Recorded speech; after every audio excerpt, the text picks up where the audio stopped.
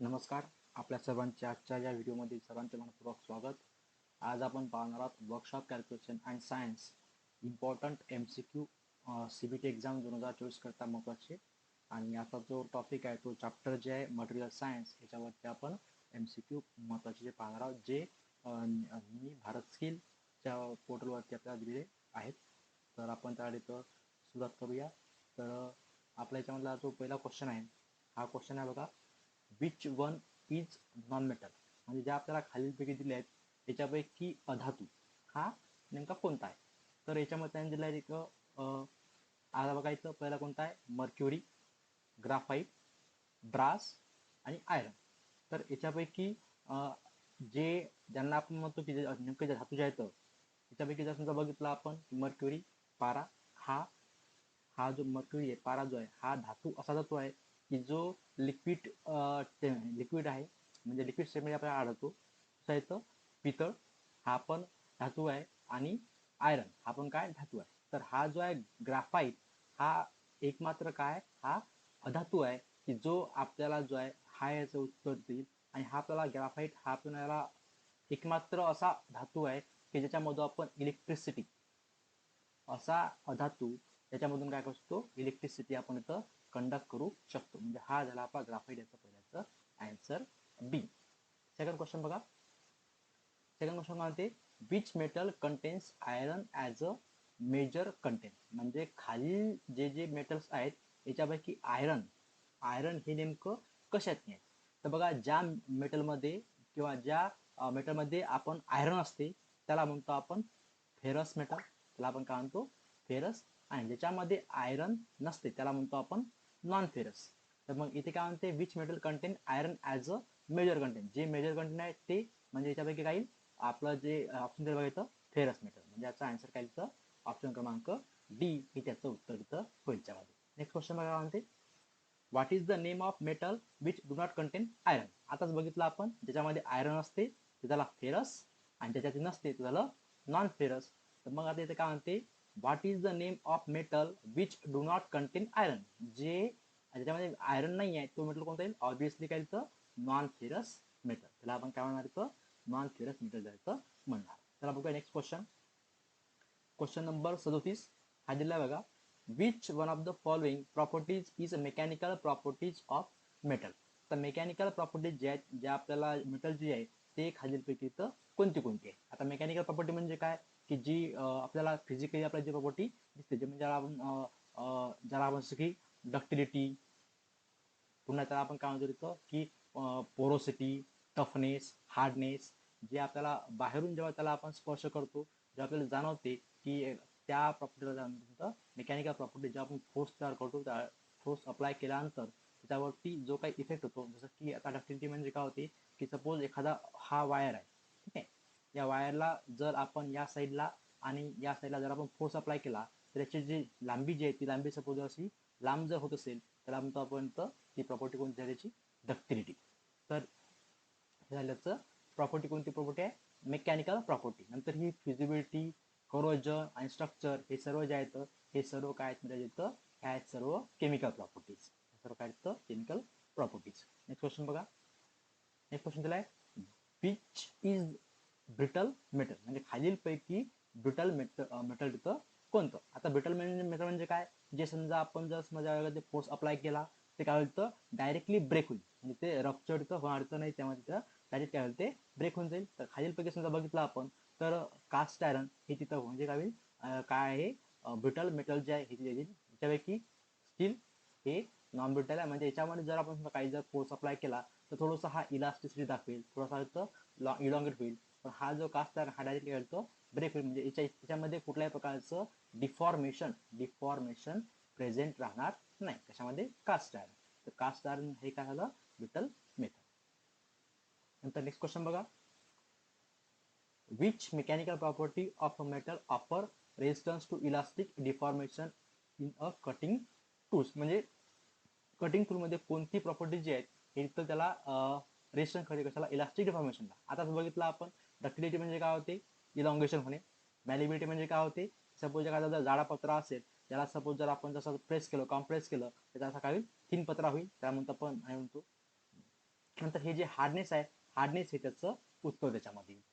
Toughness जे आहे, toughness काय करते, शॉक रेस्ट करते. आता हार्डनेस जे आहे, हार्डनेस हा असा आहे की जेव्हा आपण किती काही जर समजा जर आपण एखादा पदार्थ जर घासला तर त्याची झीज होणार नाही. आता कटिंग टूल हे असं पाहिजे की जे कटिंग टूल आपल्याला जे काही मटेरियल असेल, ज्या मटेरियलला सपोज आपल्याला तिथं टर्निंग करायचं आहे किंवा त्यामध्ये ऑप्शन करायचं आहे, हा जो कटिंग टूल आहे, हा कटिंग जो आपण अप्लाय इथं लावणार त्यामध्ये, हा कटिंग टूल हार्ड असला पाहिजे, जेणेकरून जो हा आपलं जे जॉब आहे, जॉबचं मटेरियल हे कट झालं पाहिजे. म्हणजे this cutting tool must be harder than the job, त्याच्यापेक्षा जास्त असलं पाहिजे. म्हणजे आपली प्रॉपर्टी कोणती त्याची, हार्डनेस हे त्याचं कटिंग टूलचं असलं पाहिजे. नेक्स्ट क्वेश्चन बघा काय म्हणते, which property of material enables to information of permanent deformation without traction. म्हणजे एखाद्या मटेरियलमध्ये परमनंट डिफॉर्मेशन म्हणजे काय होते, सपोज आपला हा वायर आहे, या वायरला समजा आपण या साईडला जर फोर्स अप्लाय केला तर हे काय थोडंसं काय होते, इलॉंगेशन होते. काय होते, असं इलॉंगेशन होते, म्हणजे याची लांबी वाढली. जसा आपण हा फोर्स काढून घेऊ तसा हा काय होते, पूर्णतः पूर्वीची पद्धत होते, त्याला म्हणतो आपण इलास्टिक डिफॉर्मेशन. याला आपण काय म्हणतो, इलास्टिक डिफॉर्मेशन, जे की समजा आपण रबरमध्ये पाहतो, स्प्रिंगमध्ये पाहतो. ठीक आहे. आणि दुसरं जे असते की ज्याच्यामध्ये समजा आपण एखाद्या जर लांबी वाढवली आणि जर फोर्स काढून घेतला तरी तो पूर्वीच्या अवस्थेला येत नाही, त्याला जे आहे त्याला म्हणतो आपण तर परमनंट डिफॉर्मेशन. त्याला आपण काय म्हणतो तर परमनंट डिफॉर्मेशन. आता जे पहिलं जे आहे, पहिले जे जेव्हा ती लांबी होते आणि ओरिजिनल जी शेपला डायमेन्शन करतो तशा प्रॉपर्टीला म्हणतो आपण इलास्टिसिटी. त्याला आपण म्हणतो आहे इलास्टिसिटी. आणि जर समजा आपण यावरती फोर्स अप्लाय केला आणि त्याच्यामध्ये जर त्याची इन्क्रीज लेंथ झाली आणि पुन्हा आपण फोर्स काढून घेतला आणि पुन्हा तो पूर्वीच्या अवस्थेला आला नाही, म्हणजे त्याच्यामध्ये काय असेल, परमनंटली त्याची जर लांबी वाढली असेल किंवा परमनंट त्याची डिफॉर्म झालं असेल तर अशाला म्हणतो आपण तर प्लास्टिसिटी. म्हणजे मग याच्यामध्ये काय म्हणते, enable the formation of permanent deformation, म्हणजे याच्यापैकी ऑप्शन म्हणतं प्लास्टिसिटी हे त्याचं उत्तर इथं होईल त्यामध्ये. नेक्स्ट क्वेश्चन बघा, which property of the metal has its power to returning to its original shape after the applied force is released. आता जर बघितलं आपण, फोर्स अप्लाय केला, लांबी याची वाढली, फोर्स रिमूव्ह केला, ओरिजिनल लांबीला ती रिटर्न पुन्हा आलं, या प्रॉपर्टीला काय म्हणतो आपण इलास्टिसिटी. काय म्हणता येतं, इलास्टिसिटी. म्हणजे आपलं काय झालं, ऑप्शन क्रमांक सी हे त्याचं उत्तर इथं होईल त्यामध्ये. नेक्स्ट क्वेश्चन बघा काय म्हणते, क्वेश्चन नंबर 42 दिलेला आहे, which property of metal possess bye it's melt when heat is applied. म्हणजे एखाद्या पदार्थाला किंवा मटेरियलला जर आपण हीट केलं तर ते काय होतं, मेल्ट होतं. म्हणजे काय, त्या पदार्थाचं रूपांतर कशामध्ये होते, लिक्विडमध्ये होते. कशामध्ये होते, लिक्विडमध्ये. ऑब्विसली त्या प्रॉपर्टीला म्हणणार आपण त्याची फ्युजिबिलिटी. जसं आपण म्हणतो की आपला जे घराचा फ्यूज असतो, त्या फ्यूजमध्ये जो फ्यूज वायर असतो, त्या फ्यूज वायर मधून जर गरजेपेक्षा जास्त जर करंट जर पास झाला तर फ्यूज काय होतो, मेल्ट होतो. त्यामध्ये काय होते, हीट तयार होते आणि ते फ्यूज काय होतं, मेल्ट होतो आणि करंटचा सप्लाय काय होतो, ब्रेक होतो. तर ती प्रॉपर्टी कोणती, आपली फ्युजिबिलिटी. नेक्स्ट क्वेश्चन बघा, which ॲलॉय is use in electric lamp as a filament. तर आपला फिलामेंट जो आहे, हा क्वेश्चन मोस्ट इम्पॉर्टंट क्वेश्चन आहे. हा क्वेश्चन एक्झाम मध्ये विचारला शकतो की फिलामेंट मध्ये कोणता हे आहे, म्हणजे फिलामेंटचं मटेरियल कोणतं असते, ते कोणतं असते, टंगस्टन. टंगस्टन हे असं मटेरियल आहे की जेव्हा आपण याच्यातून करंट पास करतो तेव्हा याच्यातून काय होते, लाईट इमिट हा करतो, म्हणून आपण हा यूज करतो कोणता, टंगस्टन. नेक्स्ट क्वेश्चन बघूया, what metal contains in brass alloy. म्हणजे ब्रासच्या अलॉयमध्ये कोणते कोणते तिथं मेटल कंटेंट तिथं असतात त्याच्यामध्ये. त्याच्यामध्ये काय असतात, कॉपर आणि झिंक हे जे गोष्टी येतात, ह्या गोष्टी कशामध्ये असतात, ब्रास अलॉयमध्ये इथं असते त्याच्यामध्ये.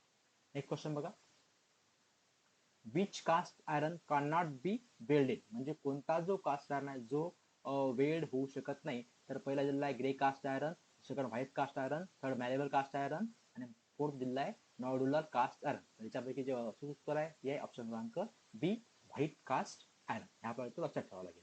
क्वेश्चन नंबर 46 बघा काय दिलेलं आहे, which metal can not be forge.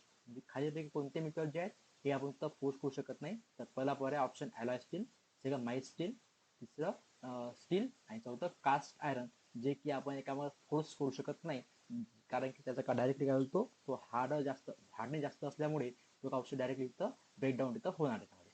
Next question, question number 47, which metal is widely use for the making the casting of machinery parts.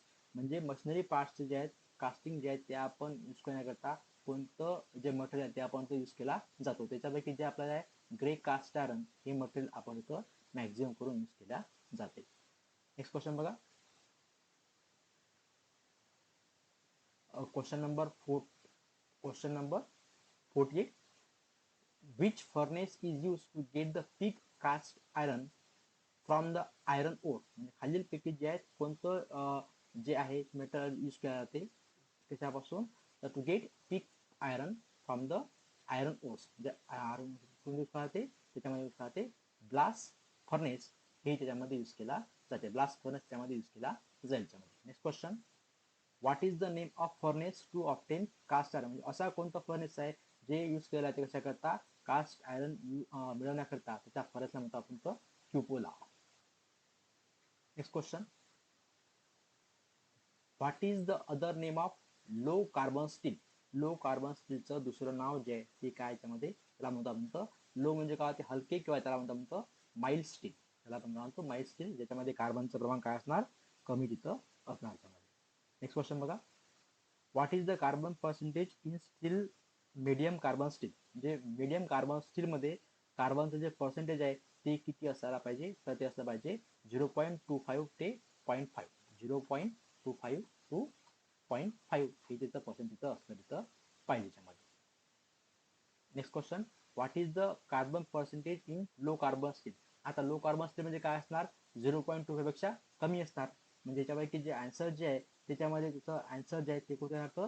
0.15 पासून तर 0.25 पर्यंत हे काय असणार? लो कार्बन स्टीलचं तिथं असणार त्यामध्ये.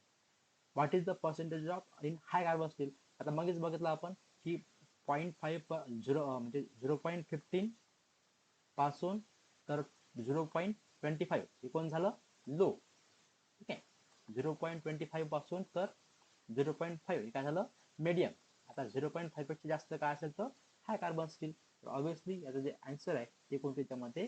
ऑप्शन क्रमांक डी त्याचं उत्तर होईल त्यामध्ये. नेक्स्ट क्वेश्चन बघा. What is the ore of aluminium? म्हणजे ॲल्युमिनियम हे ज्याच्यापासून आपल्याला मिळते ते ओर जो आहे तो कोणता म्हणतात? तर ॲल्युमिनियम हा आपल्याला बॉक्साईट यापासून मिळतो. तर ऑप्शन क्रमांक सी हे त्याचं उत्तर होईल त्यामध्ये. नेक्स्ट क्वेश्चन बघा. Which property of the metal enables by its which it can be drawn into its wire under the tension without rupture? आपण मग बघितलं की एखाद्या मेटलवर समजा आपण फोर्स अप्लाय केल्या तर त्या फोर्सचे जे जाडी जे आहे का होते कमी होते. म्हणजे हा इलॉंगेशन होते. म्हणजे आपण त्याचं रूपांतर लहान लहान वायरमध्ये करू शकतो. ती जी प्रॉपर्टी आहे त्या प्रॉपर्टीला काय म्हणतो? डक्टिलिटी. आपण काय म्हणतो? डक्टिलिटी. तर पर्याय क्रमांक ए हे त्याचं उत्तर होईल त्यामध्ये. बघा आपण तर नेक्स्ट क्वेश्चन काय म्हणते? Which among the following is an insulator? खालीलपैकी कोणतं इन्सुलेटर आहे? आता इन्सुलेटर म्हणजे काय होते की त्याच्यामधून इलेक्ट्रिक करंट हा कंडक्ट होत नाही त्याला म्हणतो आपण इन्सुलेटर. तर तांब्यामधून कंडक्ट होणार त्यामध्ये, नंतर ॲल्युमिनियम पण होणार, सिलोमध्ये पण होणार आणि मिका म्हणजे हे होणार नाही. म्हणजे आपल्या आन्सर काय येतं? ऑप्शन क्रमांक डी हे त्याचं उत्तर होईल. कारण की वरचे तिन्ही पण काय आहेत? मेटल्स आहेत. त्या तिन्ही काय होणार? इलेक्ट्रिसिटी कंडक्ट होईल. हे झालं पूर्ण कंडक्टर. तर हा काय होणार? तर इन्सुलेटर. ऑप्शन क्रमांक डी हे त्याचं उत्तर होईल त्यामध्ये. Next question. Which rubber is use as a insulator for the power cable and control wires? म्हणजे खालीलपैकी जे आहे पॉवर केबल आणि कंट्रोल वायरसाठी कोणतं जे इन्सुलेटर ते ते तर ऑप्शन क्रमांक याच्यामधलं सिलिकॉन हे त्याचं उत्तर येईल त्यामध्ये. सिलिकॉन हे त्याचं उत्तर असणार ऑप्शन क्रमांक सी च्यामध्ये. नेक्स्ट क्वेश्चन बघा. क्वेश्चन क्रमांक 58 काय म्हणते? Which alloy steel is use to make the permanent magnet? Permanent चुंबक जे आहे ते परमनंट चुंबक बनवण्याकरिता आपण कोणता इथं यूज केला जाते? तर खालीलपैकी जे आहे ऑप्शन बघितलं आपण. पहिला ऑप्शन आहे silicon steel, magnet steel, vanadium steel आणि कोबाल्ट स्टील. आपण ऐकलं असेल कोबाल्ट स्टील पासून काय काय जातं? परमनंट मॅग्नेट आपण तिथं बनवल्या जाते त्यामध्ये. नेक्स्ट क्वेश्चन बघा.